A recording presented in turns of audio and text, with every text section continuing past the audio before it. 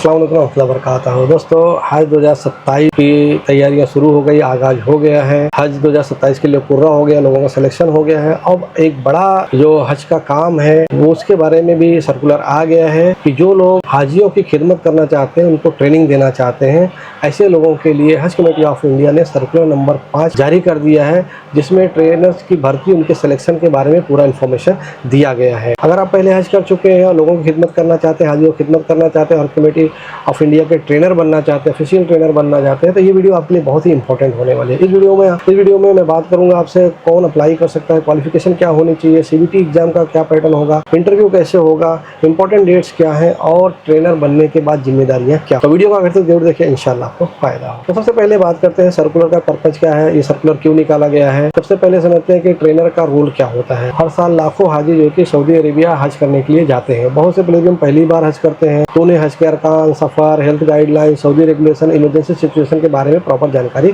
नहीं होती है। इसलिए हज committee of India her district में हज ट्रेनर अपॉइंट करती है, जो पिलग्रिम को डिपार्चर से पहले ट्रेनिंग देते हैं, पूरी जानकारी देते हैं। ट्रेनर का काम सिर्फ हज के अरकान सिखाना ही नहीं होता, उन्हें पिलग्रिम को ये भी बताना होता है एयरपोर्ट का प्रोसीजर क्या होता है, एहराम कब और कैसे बांधना है, मीना, मुजदलफा, अरफा, तवाफ, सही, रमी, हेल्थ प्रिकॉशन, सेफ्टी, हज सुविधा ऐप, सऊदी रूल्स, ये सारी चीज़ों के बारे में उनको जानकारी देनी होती है और पूरे हज के दौरान उनको जो है कि हाजियों को गाइड करना होता है। एलिजिबिलिटी क्राइटेरिया क्या है, कौन कौन से लोग जो है कि हज ट्रेनर बन सकते हैं। तो एलिजिबिलिटी की बात करते हैं तो सबसे पहली बात आती है एज की, उम्र की। तो कैंडिडेट की जो एज होनी चाहिए वो 25 से 60 साल के बीच में होनी चाहिए, जो हज ट्रेनर के लिए अप्लाई करना चाहते हैं। एजुकेशन की बात करते हैं तो मिनिमम क्वालिफिकेशन जो है कि 12वीं 10+2 या जिसे कई स्टेट्स में इंटरमीडिएट भी कहा जाता है, कम से कम उतनी पढ़ाई होनी चाहिए, उतना उसकी डिग्री होनी चाहिए, तो ही जो है कि वो अप्लाई कर सकता है। लेकिन अगर ग्रेजुएशन है, अगर आपने ग्रेजुएशन किया हुआ है तो आपको सिलेक्शन के चांसेस आपके बढ़ जाते हैं। और अगर आप जो है कि इंफॉर्मेशन टेक्नोलॉजी IT का अच्छा नॉलेज आपके पास है, कोई इसका सर्टिफिकेट है, तो आपको जो है कि 5 मार्क जो है कि आपको बढ़ा के इंसेंटिव दिए जाएंगे। तो ये एक बड़ी चीज़ है उन लोगों के लिए जो IT एरिया से है, IT क्षेत्र से हैं। ये बहुत बड़ा एडवांटेज है दोस्तों, 5 मार्क बड़ा जो है कि इंपॉर्टेंस रखता है। और हज का एक्सपीरियंस भी होना चाहिए। तो कैंडिडेट जो है कि हज किया होना चाहिए, मतलब पिछले 5 साल में कम से कम वो एक बार हज किया होना चाहिए। और जो लेटेस्ट हज किया होगा उसको जो है कि और ज़्यादा प्रेफरेंस दिया जाएगा। लेकिन लाइफ में एक बार भी अगर उसने हज किया है तो भी अप्लाई कर सकता है, लेकिन जो 5 साल के अंदर जिन्होंने हज किया उनको ज़्यादा प्रेफरेंस मिलेगा इंशाल्लाह। और इसके लिए आपको जो है कि जो प्रूफ देना पड़ेगा, जैसे पुराने सालों में जो वीज़ा वगैरह रहता था वो उसकी स्टैंपिंग होती थी, तो हज के वो पासपोर्ट का कॉपी आपको लगानी होगी जहाँ पे वीज़ा आपको स्टैंपिंग हुआ हज का। और अभी जो है कि हज का जो है कि PDF कॉपी वगैरह आती है, तो आप जो है कि PDF का उसका प्रूफ लगा सकते हैं।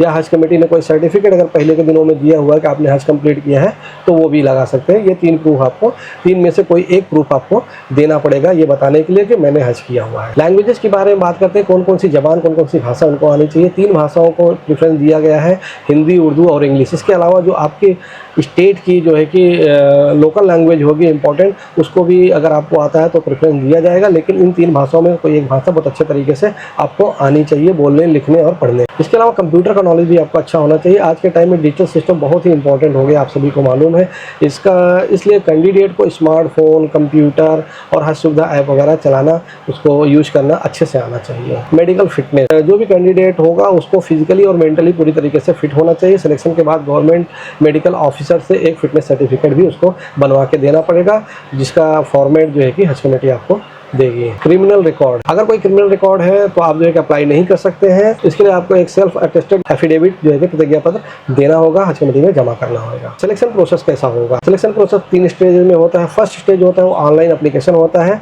जिसके लिए आपको टाइमलाइन में भी बता देता हूँ। ऑफलाइन एप्लीकेशन बिल्कुल नहीं होता, इसमें सब कुछ जो है कि ऑनलाइन होगा। तो ऑनलाइन एप्लीकेशन आपको करना होता है, वो जो है कि 11 अगस्त 2026 से चालू होगा और 23 अगस्त 2026 तक उसकी विंडो खुली रहेगी एप्लीकेशन पे। तो आपको ऑनलाइन पहले एप्लीकेशन करना है, ये डॉक्यूमेंट्स वगैरह अपलोड करने हैं। सेकंड स्टेज होगा कंप्यूटर बेस्ड टेस्ट, जिसे CBT कहा जाता है। ये एग्जाम 50 मार्क्स का होगा, 50 क्वेश्चन इसमें होंगे। मल्टीपल चॉइस क्वेश्चन यानी MCQ जिन्हें कहा जाता है, बहुविकल्पी प्रश्न जिन्हें कहा जाता है। वो टोटल जो है कि 50 क्वेश्चन होगा, 100 मार्क का, यानी एक क्वेश्चन 2 मार्क्स का होगा। और टोटल जो है कि 100 मार्क्स का क्वेश्चन होगा। लेकिन अगर आप रॉन्ग आंसर देते हैं, कोई भी तो जिस तरह से और कॉम्पिटिटिव एग्ज़ाम में नेगेटिव मार्किंग होती है, इसी तरह से इस साल इसमें भी नेगेटिव मार्किंग होगी। इसके पहले के जो एग्ज़ाम्स हुए हैं जो एक ट्रेनर्स के CBT वगैरह, उसमें नेगेटिव मार्किंग नहीं थी, लेकिन इस बार इन्होंने ये जो इंट्रोड्यूस किया है कि 0.5 यानी आधा मार्क, अगर आप कोई गलत जवाब देते हैं तो आधा मार्क आपके जो आपके ऑब्टेन्ड मार्क रहेंगे, पूरे मार्क मिले रहेंगे आपको, उसमें से कट किए जाएंगे एक गलत सवाल के पीछे। तो आपको जो है कि बहुत ध्यान देना है। इस बार जो है कि नेगेटिव मार्किंग भी होने वाली है, तो जो सवाल का सही जवाब होता है उसी में और उसको ही लिखें, उसको ही सेलेक्ट करें, और जिसके बारे में जानकारी ना हो तो बल्कि उसको छोड़ दें, क्योंकि अगर छोड़ देंगे तो आपका 2 मार्क जाएगा, लेकिन अगर आप उसको गलत जवाब दे देंगे तो आपका 2.5 मार्क जाएगा, यानी 2 मार्क तो आपका गया ही गया है, और 0.5 मार्क जो आपका नेगेटिव मार्किंग की वजह से चला जाएगा। एग्जाम का जो टाइम होगा वो 1 घंटे का होगा, यानी 60 मिनट में ये आपको एग्ज़ाम देना है, मोबाइल या आपके लैपटॉप पे, टैबलेट पे। और इस एग्ज़ाम को आप 3 भाषाओं में ले सकते हैं, इंग्लिश, हिंदी और उर्दू। जिस भी भाषा में आप जो है अच्छे हैं, उसको अच्छे से समझ सकते हैं, उस भाषा का सिलेक्शन करें और सारे सवाल उसी भाषा में आपको आएंगे, उस हिसाब से आप उसको टिक करते जाएं, मार्क करते जाएं। इसके बाद जो तीसरा स्टेज होगा वो इंटरव्यू का स्टेज होगा। उसके लिए आपको जो है कि आपकी स्टेट हज कमेटी में एक जगह पे इंटरव्यू के लिए बुलाया जाएगा, वहाँ पे जो है कि ऑफिशियल्स आपका इंटरव्यू लेंगे। अगर आप CBT में पास होंगे, सिलेक्ट होंगे, उसके बाद फिर उसमें जो है कि आपको अलग अलग सवाल किए जाएंगे, जो आपको मैंने बताया, हज के अरकान के बारे में, ट्रांसपोर्टेशन के बारे में, लॉजिस्टिक के बारे में, सऊदी रूल्स के बारे में, ये सब चीज़ों के बारे में सवाल वहाँ पे किए जाएंगे। 20 नंबर का ये जो है कि इंटरव्यू होगा। इसमें से अगर आप जो है कि 50% मार्क आप CBT में, 50% मार्क अगर आप जो है कि इसमें प्राप्त कर लेते हैं, आपको मिलता है, तो आप जो है कि सिलेक्ट कर लिए जाएंगे। इंपॉर्टेंट डेट्स क्या क्या होने वाली है मैं आपको बता देता हूँ। तो सबसे पहले है कि ऑनलाइन एप्लीकेशन जो होगा वो 11 अगस्त 2026 से स्टार्ट होगा, और जो लास्ट डेट होगी वो 23 अगस्त 2026 होगी। तो इस बीच आपको ऑनलाइन एप्लीकेशन हज कमेटी की साइट पे 11 तारीख से 11 अगस्त से जो है कि उसका अलग से ट्रेनर लॉगिन का विंडो आएगी, वहाँ पर जो मेनू आएगा वहाँ से आप लॉगिन कर सकते हैं, रजिस्टर कर सकते हैं मोबाइल नंबर डाल के। उसके बाद जो CBT एग्जाम होगा वो 30 अगस्त 2026 को रखा जाएगा इंशाल्लाह, आपके अपने अपने स्टेट की स्टेट हज कमेटीज़ में इंशाल्लाह। और जो इंटरव्यू होगा वो 1 सितंबर से 6 सितंबर के बीच में किसी भी डेट में, किसी भी स्टेट में, अपने अपने स्टेट में किया जाएगा। तो वहाँ पे आपका इंटरव्यू होगा। फिर यहाँ से अगर आपका सिलेक्शन हो जाएगा तो सबसे इम्पोर्टेंट चीज़ होगी आपकी 2 दिनों की ट्रेनिंग ऑफ ट्रेनर्स। ये जो है कि मुंबई में, हज हाउस मुंबई में होगी, और ये जो है कि सितंबर के लास्ट वीक में कभी भी हो सकती है, जो भी डेट वो लोग डिसाइड करेंगे। तो इसके लिए आपको ध्यान रखना है कि ऑल ओवर इंडिया से जो भी ट्रेनर सेलेक्ट होंगे उनको सबको मुंबई आना है। 2 दिनों की ट्रेनिंग ऑफ ट्रेनर प्रोग्राम को कंपलसरी आपको इसको अटेंड करना है। आप समझते हैं CBT जो कंप्यूटर बेस्ड टेस्ट होगा उसका सिलेबस क्या होगा, एग्जाम में क्या पूछा जाएगा, सिलेबस में इंक्लूड क्या क्या चीज़ें हैं, तो मैं आपको बताता हूँ। इसमें जो है कि हज guideline, travel procedure, documentation, accommodation, Mina Muzdalifah, Arafat, Mecca, Medina, अरकान हज, एहराम, तवाफ, सही, रमी, कुर्बानी, उसके बाद बातचीत करने, कम्युनिकेशन स्किल, बेसिक अरबी के बारे में, पिलग्रिम को हैंडल कैसे करना है, MS Office, Word, Excel, PowerPoint, email, ये सारी चीज़ों को चलाना आना चाहिए। सब इसके बारे में जानकारी आपको ली जाए। सऊदी रूल्स के बारे में, जो इंपॉर्टेंट हज के बारे में सऊदी गवर्नमेंट के रूल्स हैं उसके बारे में, वैक्सीनेशन के बारे में, हज सुविधा ऐप के बारे में, हेल्थ गाइडलाइंस के बारे में, इमरजेंसी मैनेजमेंट के बारे में, प्रॉब्लम सॉल्विंग स्किल्स के बारे में, और जनरल अवेयरनेस हज के बारे में हाजियों को जो दी जा सकती है।